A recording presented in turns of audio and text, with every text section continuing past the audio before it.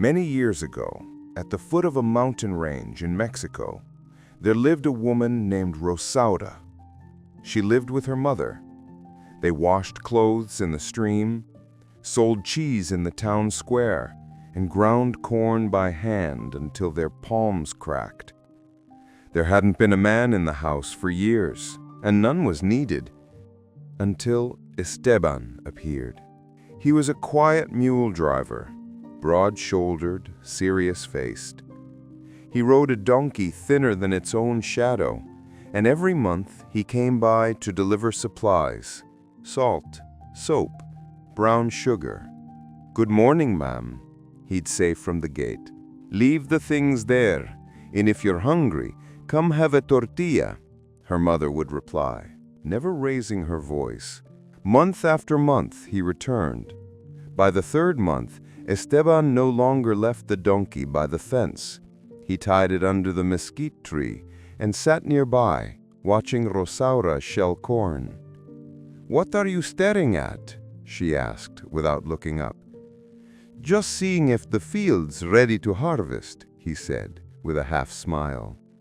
She said nothing, but that night, while storing the corn, she smiled to herself, like someone keeping a warm secret.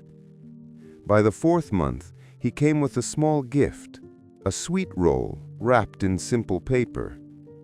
"It's for you, Rosaura. Not fresh anymore, but I brought it thinking of you." She smelled it, broke it in two, and handed him half. "Then share it with me." From that day, something changed. They never said, "I love you," but they showed it. He fixed the fence, scared away vultures, carried water for her. She made the strongest coffee and smiled when their eyes met. One day, Esteban arrived without his donkey, carrying only a small sack. "I didn't come to sell today. I came to talk." "To talk about what?" "I've never seen you laugh, but I'd like to be the one to make you smile." "And what will you do to deserve that?" "Find land to settle on. I have nothing yet, but if you wait for me, I'll build something. And if you don't come back, then let the wind bury me." That night, a storm broke loose. Lightning tore the sky, rain hammered the earth. He arrived soaked, trembling. She let him in, gave him hot coffee, a dry poncho, and a sip of mezcal. At the fire, he spoke of his dream: to buy land in Michoacán, raise cattle, and live a quiet life with her. "I only ask one thing," he said softly. "Wait for me." "How long?" "A year, maybe 2, but I'll come back, and if the world swallows me, you'll find me in your dreams." She opened her chest and took out a new shawl. "I embroidered my name on this one. Don't lose it." "And what will you keep from me?" "The other shawl. Your name's on that one. It stays here." At dawn, he left with his donkey, his sack, and the red shawl wrapped around his blanket. He didn't look back. She didn't cry. She placed 2 chairs by the fire, one for her and one with the clay mug he had used. And so began the longest wait that town had ever seen. At first, Rosaura counted the days with small stones, smooth ones, laid on the clay shelf. Each day without news, 1 stone. Each night without footsteps, another, until the shelf ran out of space. Then she stopped counting, but never stopped waiting. A year passed, then 3. No one heard from Esteban. "Hasn't he written?" asked the neighbor as they waited in line at the village dairy. "He doesn't know how," Rosaura replied, calmly, adjusting her shawl. "But that doesn't mean he won't keep his word." People started to whisper. And you know how small towns are, quick to talk, slow to understand. Surely he left her. Who waits that long for a man? She's pretty, but stubborn. She never answered. Every evening she set out the 2 chairs, one for her, one with his mug. The sun would sink slowly, and in the silence she spoke to him without words. By the 4th year, her mother fell ill. First she forgot small things, the cat's name, where she left her bowl. Then she forgot days, and finally she forgot faces. "Did Esteban come back?" she'd ask weakly. "Not yet, Mama," Rosaura would whisper, "but he's coming." When her mother died on a freezing morning, she buried her alone beneath the mesquite tree. She placed a simple wooden cross and whispered, "I'll leave his mug here, so when he comes, he'll know you waited too." Time went on. The town changed. Electric lights, a store selling bagged bread and soda, children who couldn't milk cows but knew how to use a remote. Rosaura stayed the same, washing clothes, grinding corn, braiding her hair tight. One afternoon, a widower approached her. Big hands, land of his own, eyes hollow. "They say you got no husband. I could use a woman. You in?" Still sweeping, she didn't even glance up. "I don't need an owner. I have a memory." "Memory?" he scoffed. "You're waiting for a ghost." "No," she said, voice dry as an April field. "I'm waiting for the man who promised not to become one." He spat on the ground and left. He never came back. A year later, a young man came, dark-skinned, kind-eyed, gentle smile. "Doña Rosaura," he said shyly, "I don't have much, but if you let me love you, I'll build you a house." She looked at him tenderly, like a mother too kind to lie. "It's not your fault, son, but I've had a promise sitting beside me for years.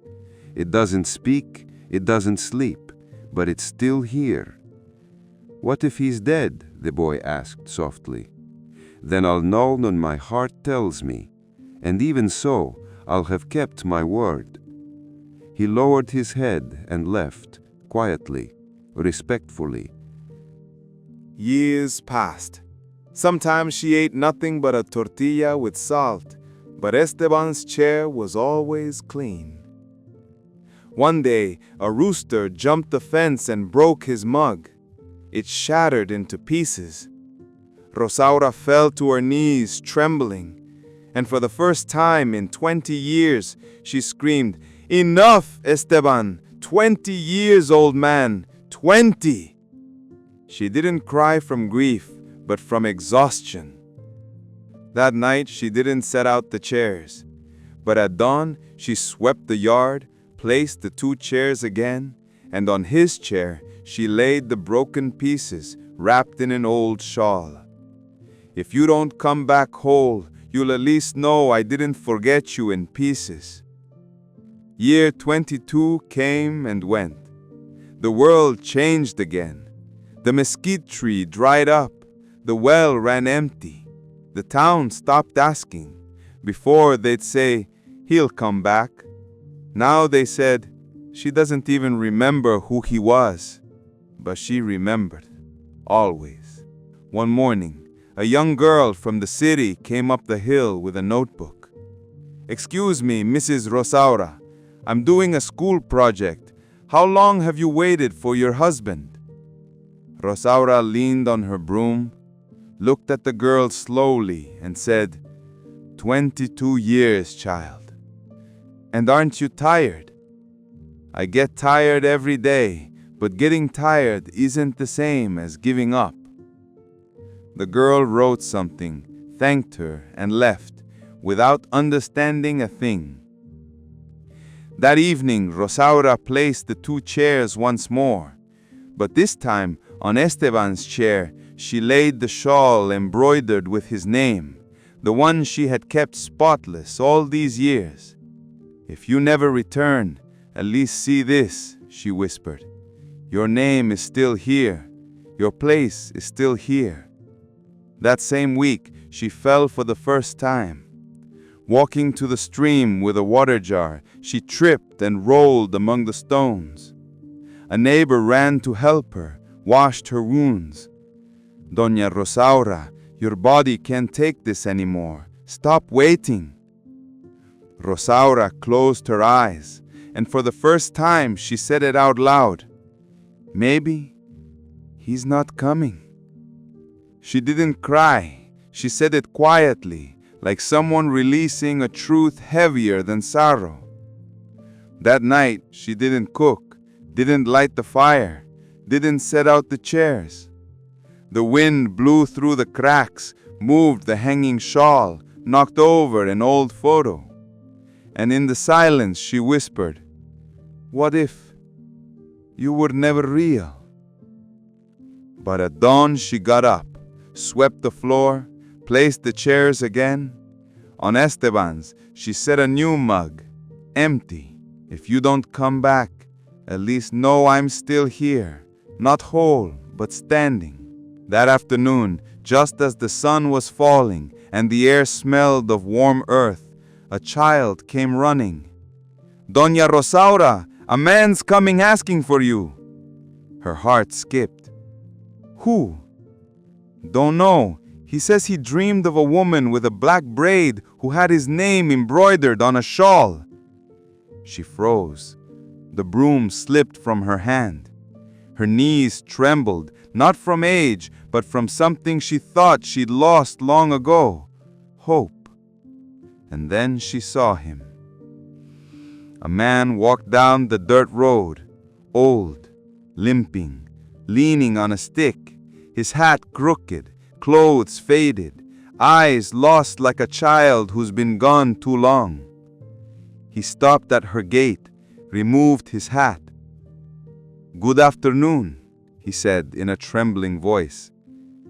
"Who are you looking for?" she asked. "For a woman who said she'd wait for me. I don't know her name, but I've seen her in my dreams, sitting by a fire, embroidering my name on a shawl."